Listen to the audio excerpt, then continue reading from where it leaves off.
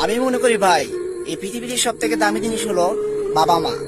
যার বাবা মা নাই তার থেকে অসহায় কেউ নাই। কারণ কি ভাই, একটি বাবা মা তার সন্তানকে নিজে খেয়ে না খেয়ে তাকে বড় করে, কত কষ্ট করে যে একটি বাবা মা সন্তানকে বড় করে, বড় হয়ে এই সন্তান সব ভুলে যায়।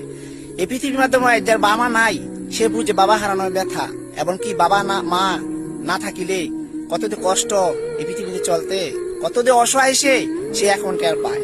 বাবা মা হলো একটি বট গাছের মতন, বাবা মা বট গাছের মতন ছায়া দিয়ে রাখে। তাই সব থেকে জিনিস হলো বাবা মা।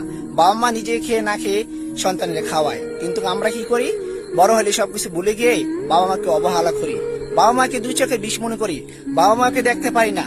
স্ত্রীর কথা শুনে বাবা মাকে বৃদ্ধাশ্রমে রেখে আসি। এটা হলো আমাদের পুরুষের স্বভাব। ভাই, কখনো এই ভুলটি করবেন না। অন্যের কথা শুনে, নিজের স্ত্রীর কথা শুনে বাবা মাকে বৃদ্ধাশ্রমে রাখবেন না ভাই।